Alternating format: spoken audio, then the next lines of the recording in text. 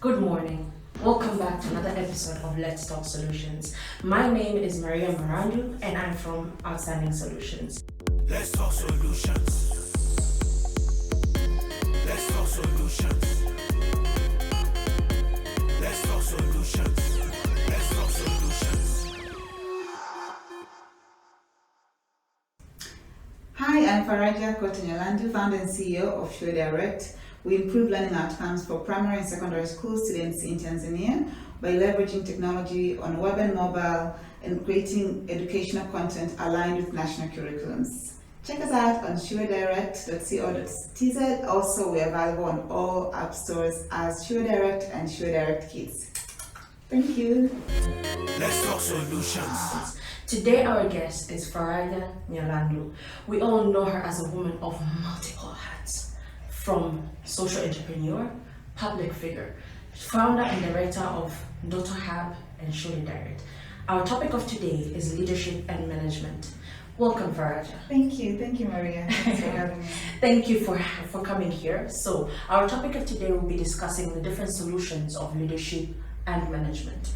So as a leader, you are a leader of your own company. As a leader, we have so many misconceptions of being a leader and a manager. What is your view?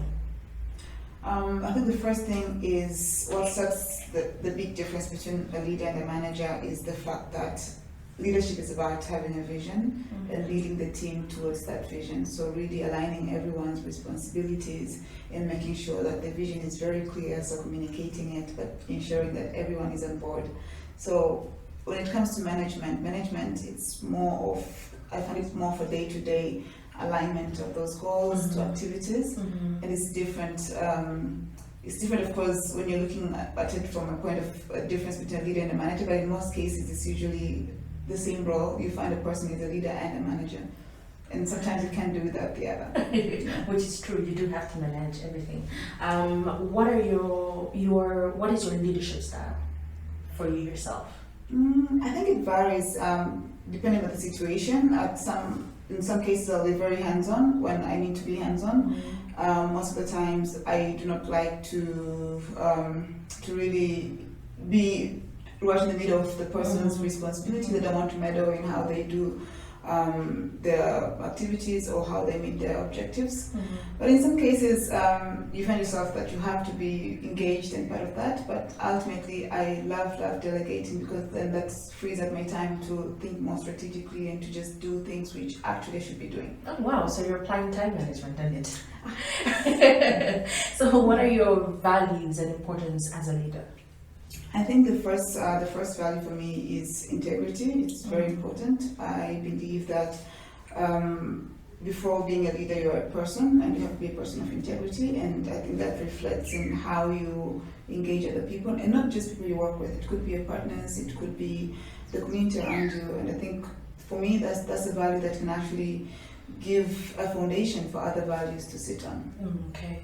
And beginning of your career, I mean, you've been in multiple, from Miss Tanzania to being your own manager. What is your view of imposter syndrome?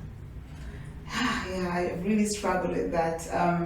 It's a challenge, because I found myself in situations where in many cases I just wouldn't think I deserve to be there or have a right to be there. And I think it comes with success. You can find yourself in a room where you find everyone is so accomplished, or people are really good at what they're doing, and you're also part of that, and you feel that maybe I shouldn't be here. And in my case, because I work in technology, it had been such a huge issue for me, being a woman and working in tech, and at that time when I was studying Sure Direct, being a startup as well. But I think you become your biggest cheerleader. You really motivate yourself that you have every right to be here, and there's a reason why you're here. It may not be all that, but it is something, and you kind of like give yourself a pep talk. But I don't know if it's an issue with men as much as it's an issue with women. Yeah, because we do find that a lot of places that we're in, we are downgraded, that your woman can be on the top of everyone and lead other men. So it's something that, and how did you yourself come out of it? How did you manage it? Apart from pep talking, and did you have people with you? Did you have somebody that would motivate you?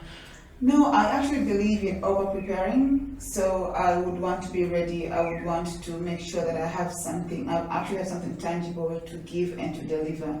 And I think the best way to beat imposter syndrome, you can give yourself a pep talk, but if you don't have any content with you, the pep talk is just pep talk for you to actually just give like rubbish. But I think the best thing is to just prepare.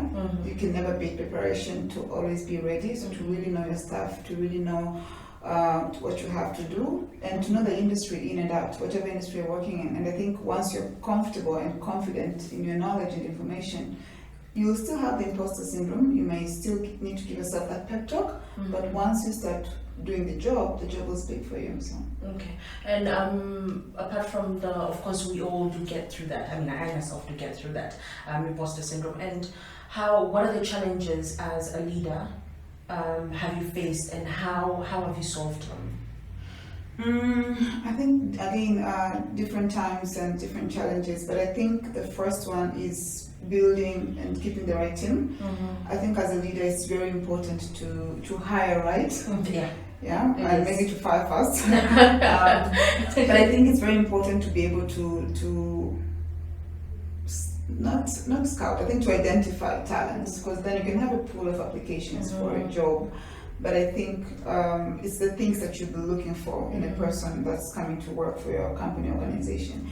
In my case, I've found that if you have the right team, you've solved 90% of your own work as a leader. Yeah. Having the right team, you also spoke about firing. Has it ever occurred that you've worked with somebody for so long and you just have to let them go? How do you handle it? How does that affect you? Oh my! I get so emotionally attached to my team members, and I think it's really hard. And I think firing is hard, mainly because everyone, if you work with a person over time, you kind of have hopes that maybe you see potential and you really want that potential to come out, so you really have hopes in that person. And maybe sometimes they won't see that in themselves. So at some point you just have to make that tough decision. But I think what's also hard is also when somebody wants to resign and really leave, and that happens as well. So I think it's just, I don't know, and I struggle because I can't really draw a line between at what point I'm being professional and not becoming personal with a team member. But I think it's hard, and I think it's just being logical about it, keeping the emotions aside. Which one is easy for you? Actually, somebody resigning themselves, or you firing? Right now, I don't do hiring or firing, thank God. So it's out of your hands. It's out of my hands completely, and I'm really, really glad. Okay. You've mentioned about delegating, and how do you hold yourself accountable to all the operations of the different projects that you're running, that you have? How do you hold yourself accountable? We have a very transparent system of activities towards our objectives. So we created our own sort of a template where you see it's more like Trello or like Slack. But what happens on our little template is that you see what everyone is doing, including me. So every week I have to put up what I'm going to be doing that week and how those activities are leading towards the objectives that we set out. And I think the fact that I'm also putting out my activities alongside the objectives for everyone to see, that's the bar that I want to set for everyone in the team. And I think the other thing which really it helps me, because again I know that people will be looking at my to-dos. I also have an open calendar. My calendar is very open, even if I like this interview was scheduled in my calendar, and they will know that I have to do this interview. Somebody else, like 20 other people, will see it.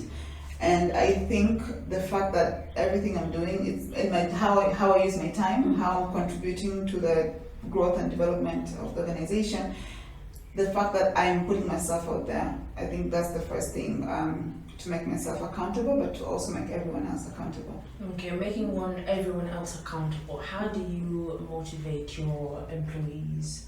How do you inspire them? Because you did mention that a lot of people are looking at you. I mean, a lot of people are looking at you, from a public eye, from your own employees. How do you motivate them? How do you inspire them? I don't know actually. Thinking about it, I don't know how exactly I'm doing that. I think the biggest thing for me is just do my job, and I hope everyone else can do their job. So yeah, and again, I'm a harsh critic of myself. So I would push myself, and I hope that my actions motivate them. My actions speak for themselves, and not anything I would say. Actually, I don't even give the talks or anything. Just thinking of it.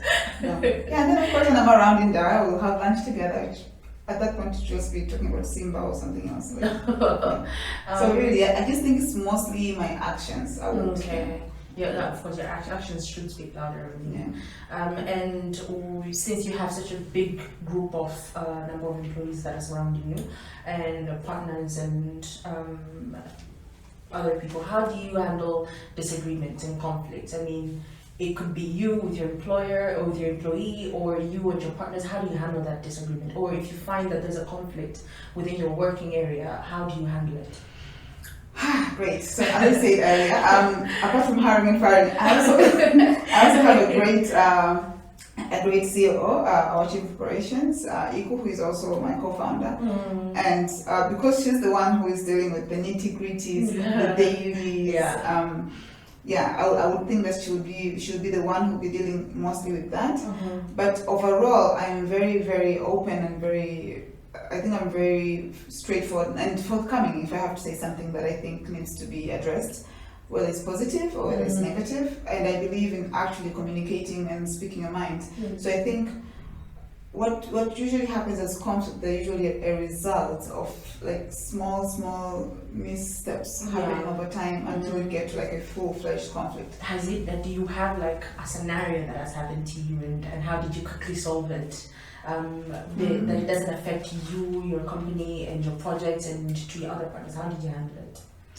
Okay, I remember a scenario where actually it was our partner, and I think there was a big miscommunication on both parts, actually, our part and then their part. On that particular situation, I just knew that I had to call out the partner, and I also knew that it meant losing that partner. And so it was very bad because I felt like addressing it would make me lose the partner, and not addressing it didn't look good on our part. And because again, it was an issue of facts and what transpired and what did not transpire. And I ended up addressing it. I ended up losing the partner. Thank you. You are a great role model to a lot of people. Do you have like specific books that you read that catches you or empowers you to become a better leader? Do you have different books? I love reading. Yes, I read a different book almost every month. I was just reading another book which has been fascinating. Just finished it. It's called The Psychology of Money. I read a great book last year. I really loved it. It changed my life completely. It's called Atomic Habits. I love reading. I don't have a particular book apart from the Bible that I would go back to. My books have, like some of the books have like sticky notes and like highlights. So I might remember something and then maybe just go back to that book and pick that out. Especially books which are technical, like what I was reading now, like The Psychology of Money, or if I'm reading something around management or leadership, I'll probably go back to it in a given situation. Okay. But I don't have, I have favorite books actually. But do you have like favorite authors? Yes, I do. Great. I think James Clear is now one of my favorite authors. Paulo Coelho, love him. Malcolm Gladwell, I love all his books. I haven't read a book by Malcolm Gladwell that I didn't like. And with each author that you're mentioning, like what are their niche? Like what do they talk about? I think Malcolm Gladwell is a great storyteller. His books have mostly been stories. I love also Chimamanda. Oh, yes. A great role model. Yes, and I think I like the authenticity Yeah. of her voice and, Yeah. and how she narrates incidences and events happening, I think, to Africans, or it could be to African Americans, but I like her perspective on that. Yeah, thank you. I mean, what is your advice to the upcoming leaders, young leaders, both female and males? I mean, we don't want to be only on in terms of females, but then what is your advice? Like, what would you wish for them to do and not to do? Of course, you've learned through the path of being a leader. I mean, what do you have to say? I think the first thing is to be true to yourself. I think it's very important. When you're being true to yourself, you'll figure out your passions, what you can really work on, what you can actually work on no matter what happens when you're going through the ups and downs. So I think being true to yourself and just giving it a shot. I think there's so many opportunities that we kind of we overthink before trying. We just wouldn't want to try them out and see that experience. So I think when you're a young person, you have the advantage of time, and I think you can get away with so much, which means you can just experiment with life. Really, you can just try things out. They don't work out. You can just wake up tomorrow and do something different. And I think it's just giving it a shot, experiment. Yeah. Try all the ideas. Okay. Let's talk solutions. Thank you, Farjin, for being here with us today to discuss about leadership and management. Our takeaway for today is to make sure that everything that you do is well managed through your time, and to make sure that everything that you do in order to leave out space for your own work is to delegate your job to other people, and to make sure that as you delegate, you clearly speak your message and communicate well to other people, and to make sure that you lead by action, and as a wise man said, that action speaks louder than words. Thank you. See you next time. Bye-bye. Let's talk solutions. Let's talk solutions. Let's talk solutions. Let's talk solutions. Let's talk solutions. Driving service excellence.